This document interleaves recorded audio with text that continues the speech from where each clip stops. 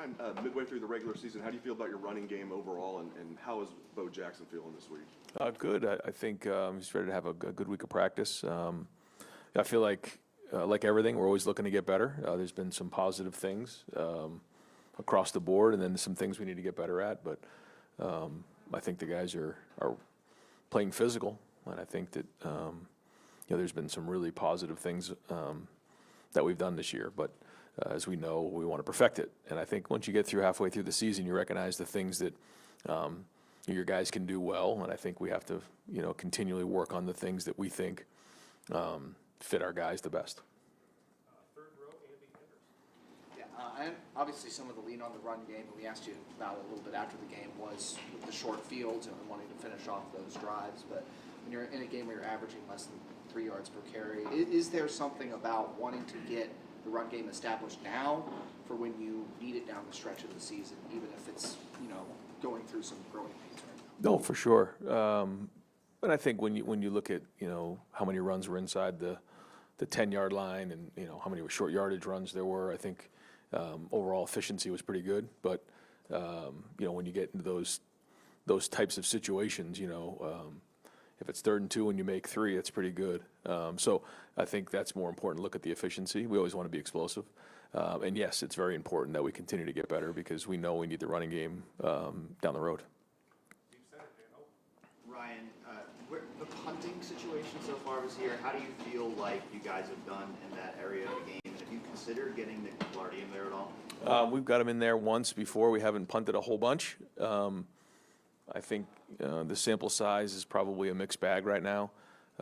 We need to continually look at it and evaluate it and make sure that we're doing what's best. But Joey will be our punter right now, and we work at it a lot. We'll work at it. It'll be the first thing we do on Tuesday, and I think we have the right guys in the game. We always take a look at that in terms of the protection and guys covering.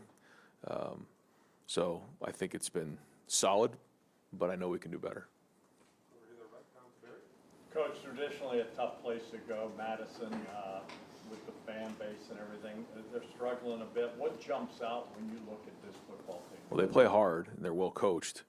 I think maybe the easy thing to do is to look at their record or look at maybe what happened last week and think that, otherwise, but that's not the case. And this is a team that, is has good players and is playing very hard. So, we have to have a great week of practice, and you hear me say it all the time. We got to focus on us and our process, but knowing that, when you turn on the film, last year they're playing LSU, this year they're playing Alabama. They're playing really good teams, and they've been right there with a bunch of them. So on the road, difficult environment, another big challenge for us, and I think it's important for us to recognize that this will be our 3rd game on the road in 4 games. Like, this is a big, focus for us, this 4-week window, and we want to make sure we finish this thing strong because I felt like going in, we have an idea of what type of team we had, and knowing that going to Camp Randall is a huge challenge. So we got to go in and play our best football. We want to continually build, and so we need all hands on board. When you had a chance to look at the film for Devin, how did that go on the second look? And if Lorenzo were to miss any more time, would that still be the approach you guys would want to take? Yeah, I thought, Jermaine, first off, did a great job inside, created 2 turnovers. Devin graded out well. Certainly it wasn't perfect. There was things he could do better, but, for a young player to play with that type of confidence in that environment was a great sign. Early on, made a nice play on a PBU and then continued to compete the entire game. So we do need to continue to build depth. There's other guys in that room that need to continually step up. They're working hard on special teams to find their chance to get on the field. But yeah, we'll see how Lorenzo feels this week. But I feel like we have at least created a little bit of flexibility and depth right there. I remember last year you guys talked about how the length of the season sort of influenced the way you guys were pushing tempo and sort of trying to reduce the wear and tear. This year again, you're kind of toward the bottom of the FBS and plays per game, plays per second, a lot of those stats. How do you balance that long-term equation with what you're trying to do kind of week to week and what factors that way in? Yeah, I mean, the first goal is to win. And when you look at it from that point of view, you do everything you can to win that game. But then you take a step back and figure what gives us the best chance to reach our goals. And that's the way we look at it. And, the idea of quote unquote style points, I guess, was probably a little bit more important, before the 12-team playoff. Right now, it's about winning games. And that's what our focus has to be. Now, there's certain things that we're going to need to continue to win games that we have to continually make sure that we're focused on and recognize and identify and address. So, those are things that on Sundays we come in and figure out what went well, what we need to get better at, and then being able to adapt in game based on what's going on. But when you go on the road and you can take care of the ball and win the turnover battle 3-0, you have to give yourself a great chance to win. And so, that was the story of that game, in my opinion. But there's going to be other games, and we have to be able to adapt with those games based on what's going on, and that's our job, to be prepared for those. I know a few years ago when you were trying to revamp the defense, the secondary was a big part of that. And I think you've been one of the best defenses the last 3 years, but it seems like you had Jordan Hancock, Lorenzo, Jermaine, now you talk about that versatility and that depth. When you were trying to revamp that and you were talking to Wall and talking kind of the staff, was that versatility of like one of those things you were like, we need this to turn this around? I think it's been more of the conversation recently than maybe even back then. I think it's always good to have guys that can do multiple things, but as we sort of transitioned into the three safety system where we have 5 DBs on the field the majority of the time, that was important. But now more than ever, with the way things are in roster building, I think versatility is critical, and so each year it seems to be more and more of a point of focus for us. Ryan, the NCAA approved the new transfer portal window. I know that you were not, I assume you were not a fan of it based on the last time you talked about it in here, but can you dive into why that 2-week window, January 2nd through the 16th, is bad for everyone? I mean, not just the teams that are thinking they're going to be in the playoff or pushing for the playoff, but what are the unique challenges that adds? Well, I don't think it's bad for everybody. I think it's actually good for a lot of teams, but the teams that are making it late into the playoffs are really up against the 8 ball, because not only are they forced to make decisions while they're still playing, and a lot of them school have started already by the time their season's over, but once the season is over, there's a 5-week or a 5-day window where the transfer portal is open, and then there's no opportunity to replace those guys for the teams who are in that situation. So I'm not sure how they expect the teams who are in that situation to replace the players that are leaving in that moment. There's no more chance. So I've brought this up several times. Apparently it's gone on deaf ears, but we obviously want to be in that situation. But whoever it is probably going to wake up and say, wait a minute, this isn't right. I have 5 or 6 guys that I need to replace on my roster, and I can't now. So at that point, maybe somebody will listen. But as of now, they decided to make the rule, and we all have to deal with it. So, nobody cares, so move on. That's the way it goes, and that's just the way we'll look at it. So we'll get our plan together and go from there.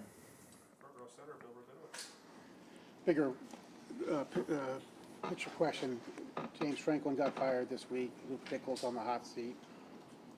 Things are so temporary and precarious these days. How much have you taken? I'm sure you've taken note of it. What's it like to be a coach knowing that things could go south quickly and everything changes? And how much pressure does that put on you internally? What's it like?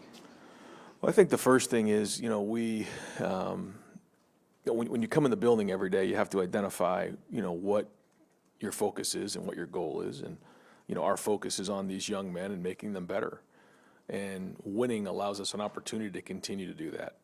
And this is the most competitive environment there is in the world, and it's getting more and more competitive every day, as we know. And this is what you signed up for. I mean, we're in this environment because we chose to be, and it's ultra competitive. And so you got to bring it every day, and you surround yourself with great people, and you attack every day the best way you can, and that's it. And you can't worry about what happened yesterday. You can't worry about what's going on tomorrow. You just maximize the day, and then you push forward and try to surround yourself with great people. And when the moments are great, you enjoy them. When the moments aren't, you hang in there and you push through. And You figure out a plan moving forward, and then you go from there. And that's it. And I think when you're in the season, you're kind of in the ocean. You're kind of getting banged around a little bit, and you don't really see any land anywhere near, but that's okay. You just keep rowing, you keep moving forward. So that's it. And we got another big challenge this week because everybody we play against wants to win. They have good players, they have good coaches, and it's extremely competitive. Right, Illinois on Saturday was making obviously a very concerted effort to slow the game up with their substitutions. You weren't happy about it, several points throughout that game. What was your conversation like with the officials? Did they acknowledge that they thought that maybe that was happening? And I guess how can you circumvent that as an official? Yeah, I probably it's a no-win situation for me to even comment it right now. So I'm not going to get into the conversation that I was having on the field, and hopefully it's something that gets addressed here soon. But if it doesn't, then we got to get the subs in earlier, and that's just the way it is. So we got to deal with it. Obviously, you focused more on situations this year because of the less plays, less time, less possessions and whatnot. You are also trying to play 3 running backs right now with James, CJ, and Bo. And obviously last year, it worked last year playing multiple running backs, getting those guys to the finish line. But in specific situations, could you just kind of break down what each of those running backs gives to you that would make them right for, I don't know, say a 3rd and 1 situation versus a 2nd and 2? They're trying to figure out which running back is best for those specific situations. Well, I think we all want them to have versatility because if you're just putting people in to do specific jobs, then you know what happens, right? The defense says, okay, he's only doing this. So we don't want to do that at any position. And so we want them to be able to do all things. We want them to be able to run. We want them to be able to run upfield, short yardage, red zone, protect, run routes, because once you become a one-trick pony, okay, when he's in the game, it's pass. When he's in the game, it's run. It's between the tackles. It's perimeter. It's those types of things. And so certainly, you can look at each guy and probably recognize their strengths and weaknesses, but we're always trying to, put them in a position to, maximize their strengths, but we also got to build their weaknesses up and limitations so that they can get to that point. And I think when you look last year at our, Quinshawn and Travion, I mean, they had deficiencies that by the end of the season, I felt like you could put both of them in the game and you didn't know what you were getting. And that's the goal with our running backs now.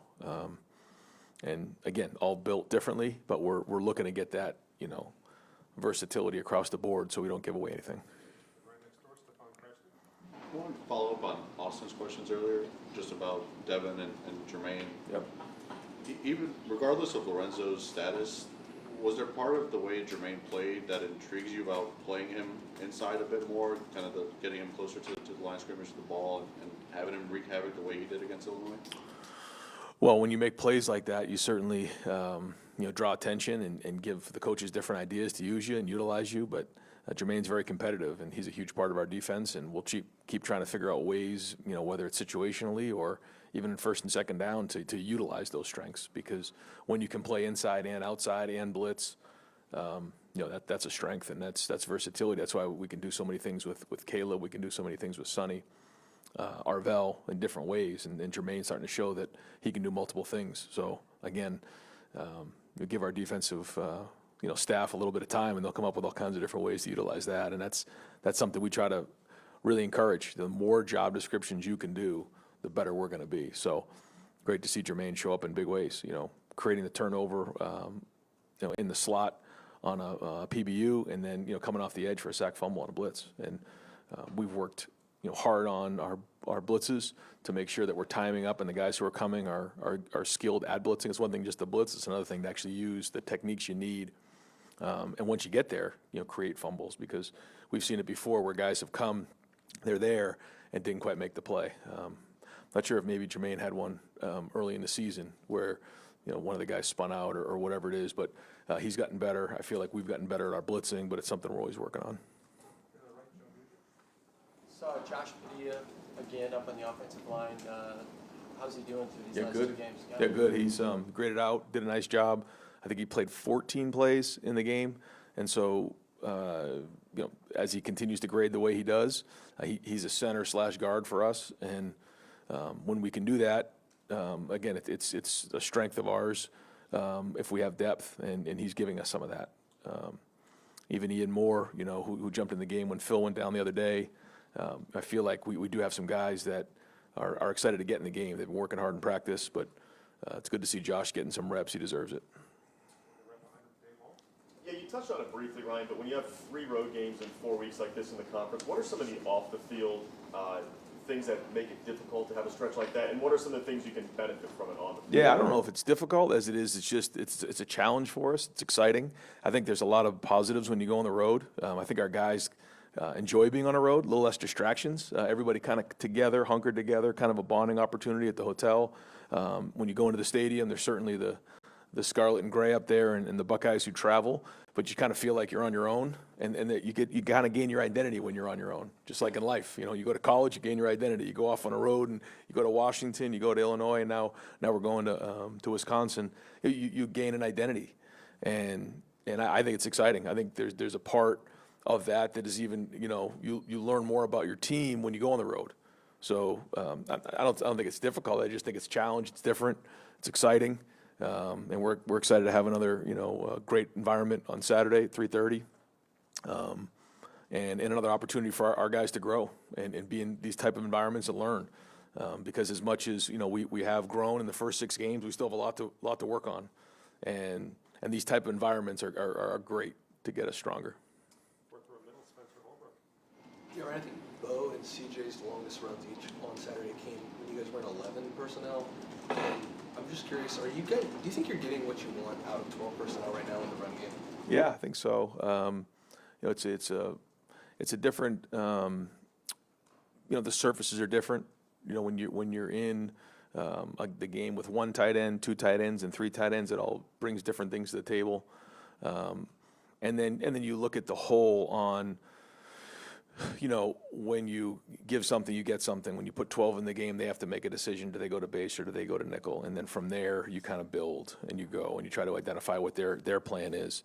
And when you have these multiple groupings in the game, you have to have balance, but also you have to look at it like not just the running game, but like what does the passing game look like? Does that maybe open some things up in different areas? Like we have to decide all of those things. And when you have tight ends who can run routes and when you have receivers that'll block, then it can kind of get gray for them. Is it 11 light? Is it 11 big? Is it, all these different things? And so that's where I think now that we have 6 games of information, we're starting to really identify what our guys do well, and we need to keep focusing on those types of things, putting our guys in a situation to be successful, so that when it all comes down to the end of the season, we're putting guys in the best position to be successful.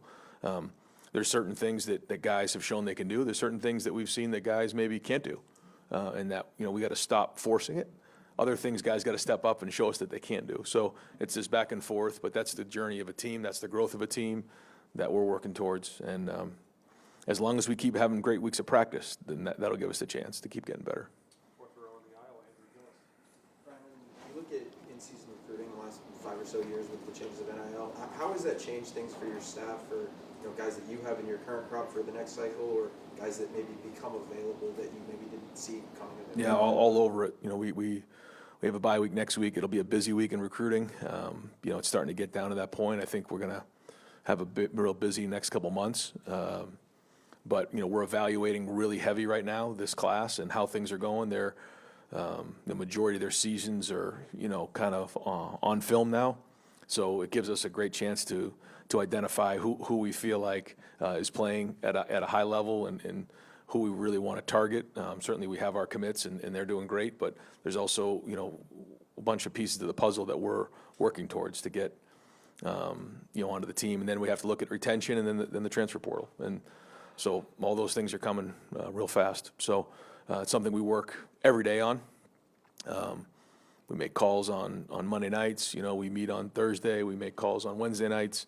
The coaches are making calls every single day, but we try to do them as a group, and then meet on it on Thursday. Go through everybody on the board, and then obviously on bye weeks we're on the road trying to see in person how things are going, get our eyes on the situation, get ourselves in the school, get ourselves at games.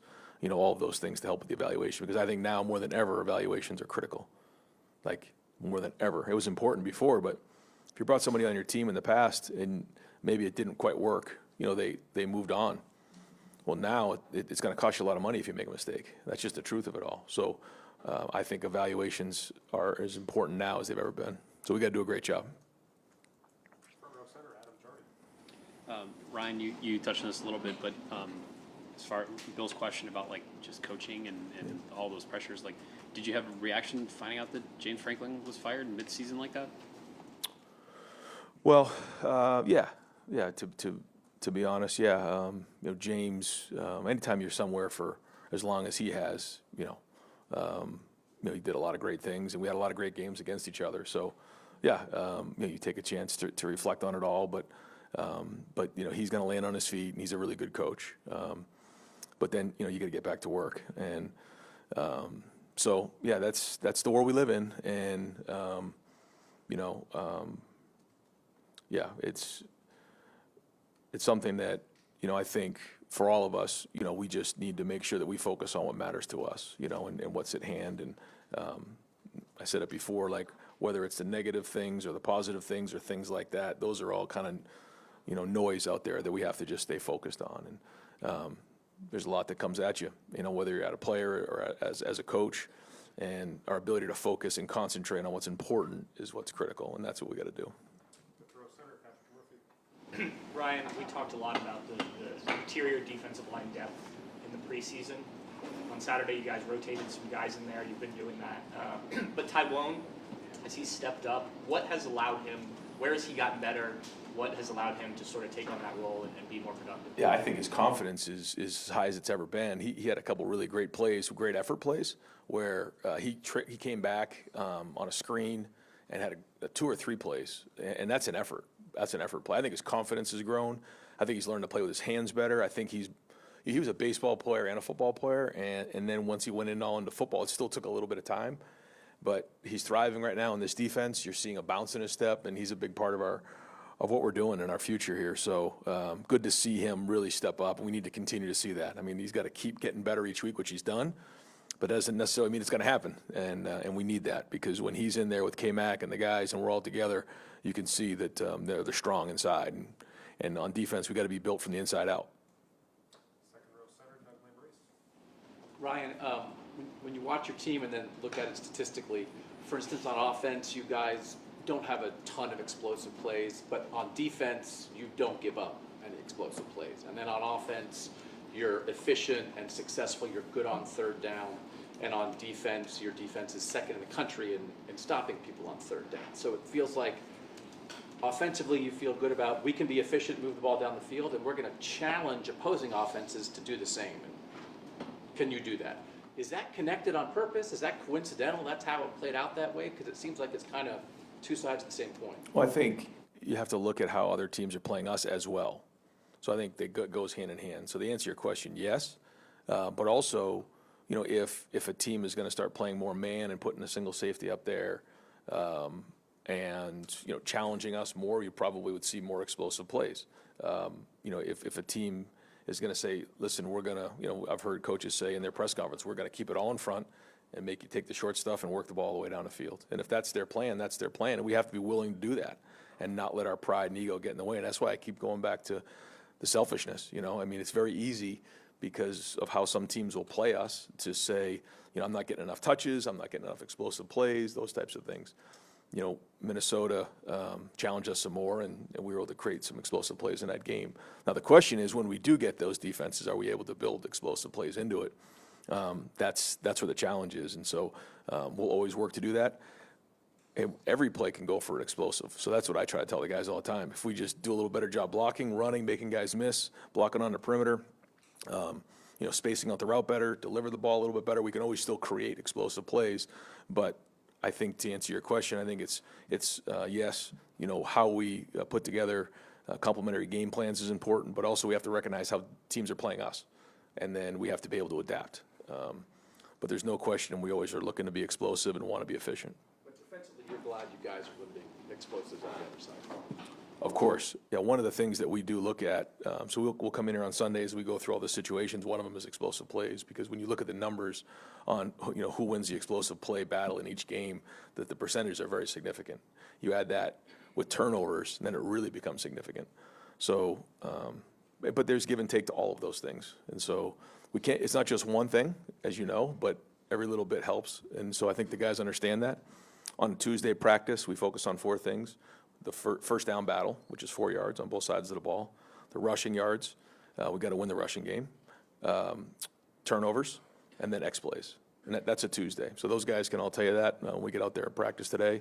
And that's not going to change. Call them Bloody Tuesdays around here, so it's about to get cranked up here in about 2 hours. Ryan, I'm not sure how much you're involving yourself in this, the $2.4 billion private equity deal for the Big Ten. If that goes through, it looks like maybe, say, $190 million for Ohio State right away. I don't know if head coaches have Amazon wish lists, but for the football program, how would you like to see Ross said we can use that for all the next class, the whole thing. We're good. So I was really excited when he told me that. I said, well, we're going to put a good class together. How else would you like to see that used? Yeah, that's up to Ross.